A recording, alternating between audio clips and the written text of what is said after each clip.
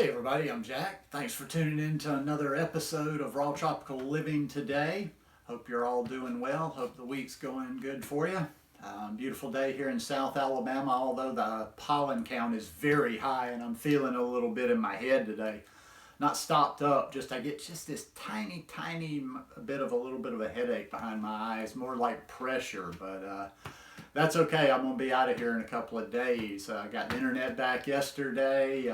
Continuing to get ready for my trip, and I'm pretty much done. I'm going to shoot some videos today, do a few last minute things, get the house ready for being gone for 10 or 11 days, and then that'll be it. I want to talk about cold turkey or transition to a raw food diet today. Guys, I do videos every day, so please go down there and hit that subscribe button now. I'm bleeding subs faster than I ever have. I don't know what's up with YouTube. You got to click on the little bell and check send notifications so you'll stay subscribed to the channel. This conversation, I've heard it back and forth ever since I started following this lifestyle, knew anything about this lifestyle. And to be quite honest, I decided to do it because I get questions about this a good bit in emails and what have you, and I just don't see the big deal of it, really, in the big scheme of things. But I would say, what's going to work best for you? It's not so much about, okay, I'm choosing, or I think I'm going to do this, or this is what I'm going to do, but what's actually going to work for you. I tend to find the cold turkey thing, and there's been some people that have gone cold turkey and have done it in a healthy way and that they've flourished on this lifestyle. But to a large extent, I find the hardcore cold turkey preachers and the ones that just double down on their position to be coming from ego in a way. Even a lot of them not knowing it and not meaning it, but it's just like, ooh, look at me, I can do it. I can do cold. I can do it overnight. I don't have to take baby steps. I don't have to do any transition. And hey, fair enough. I would say get it out of the way. Here's what I would say about the cold turkey versus transition thing. You feel like you're a cold turkey person, do it. But don't be too proud. Don't let your ego get in the way to tap out and say, yeah, that wasn't the best approach for me. Now I think I do need to transition, because I see people that are not healthy, that have never done this lifestyle, that basically their health is probably not good at all because they've been trying to do cold turkey day after day or day after day. Maybe they can do it for 2 or 3 days, but they're constantly redoing cold turkey. Okay, if they could do it that one time, let's say right now, let's say I was eating meat, boom, I'm going cold turkey today, and from henceforth you went, good for you. But if you keep doing it every day, maybe you need to change your approach. And I know people that are like that have failed over and over. They've never done the lifestyle, but they still are big proponents of just doing it overnight and going cold turkey. Like I say, look at this. This is our health. This is long term, a marathon. What is the hurry? I've mentioned in videos talking about this before. Unless you have a specific health issue that needs the highest of the highest healing possible, what's the big hurry? And even then, if you had health issues, serious health issues that you were doing this for, even so, if you can't do it overnight, your best course of action is do the best you can and then just as quickly as possible move forward. It's theoretically possible, like I say. I like somewhere, but then again too, when I say this too, then people like to glom onto certain things, or they take it in a different way. I'm not all about this never-ending transition. In fact, I'm kind of tired of hearing people use these euphemisms like, oh, I'm taking baby steps, or I'm being gentle with myself. Because after a while, and that's okay to a certain extent, but after a while that becomes crutches. It becomes like the never-ending transition. It's like, okay, well, haven't you been transitioning for a couple of years now?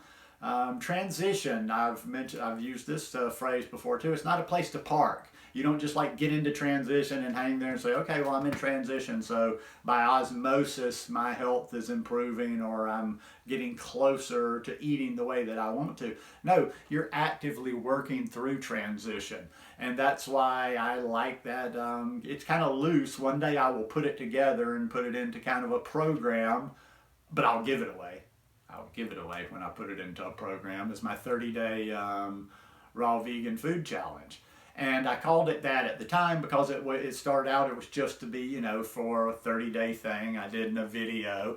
But I broke it down into several parts, and I'll go over it again because you know, I haven't talked about it in a while, and new people watch. I won't go deep into detail. Basically, you could go from being in the standard American diet, bad, eating all the meat and stuff you want to fully raw, if that's what you chose, in 3 to 5 months' time. And I consider that a good solid time. I don't think it's taking too long. I don't think it's jumping in too quickly where it's going to be difficult to do. Basically, the first 30 days, and this should be easy for everybody. You could almost kind of jump ahead a little bit, but the first 30 days is just simply going raw till noon. Anybody, no matter, I think back in my drunken days, no matter how bad I was doing at the time, I think at any stage of that, I could have jumped in and done raw till noon, no problem. Now, since raw till noon is really pretty simple, you know, you can already go ahead and start cleaning things up in there, you know, like being maybe raw at lunch. But just eating cleaner and cleaner and cleaner. But anyhow, first 30 days is raw till noon. Second 30 days, you're working on raw till dinner. And then the third 30 days, if you wanted to complete standard American diet to raw in 90 days, then the third 30 days, you would just go fully raw. Now, if you wanted to really make it a little bit more baby steps, but not too bad, then the third month, you would simply do fully raw 3 days a week. Then the fourth month, you would do fully raw 5 days a week. And then in month 5, you would be fully raw. So over the course of 5 months. Now you stack that up to a lifetime, and that's really a blip. You know, that's a blip. Even if you're obviously, most people are getting to this lifestyle when they're a good bit younger than I did, which was 48, but you know, let's say even if you're 25 or 30, still 5 months time out of, you know, 25 or 30 years is not that big of a thing. And also, too, all along the way, you're going to be cleaning yourself up. You're going to be cleaning your diet up. So it's not just like 5 months of wasted time. You're getting pretty clean, and you're moving towards it in there. But it's a process. And I like that 5 month one because you're constantly moving. Psychologically, it's good for humans to, you know, to have these little milestones and steps. You know, it's almost like you're moving through the program. You know, you get through your first 30 days. Not that tough, like I say, to go raw till noon, but there's reinforcement there. There's positive reinforcement there. You've accomplished what you were trying to do in those 30 days, so you feel good about yourself. It gives you confidence. It inspires you to go on. Then that next 30 days, same thing. You're accomplishing something at the end of that 30 days. You look back and you're like, wow, look where I was, you know, 30 days ago. Look where I was 60 days ago. And you keep increasing, and you have those little rewards along the way at the end of each month. You know, boom, you've done it again. And it gives you a little bit of time to learn the lifestyle, figure things out on this lifestyle, get a few recipes.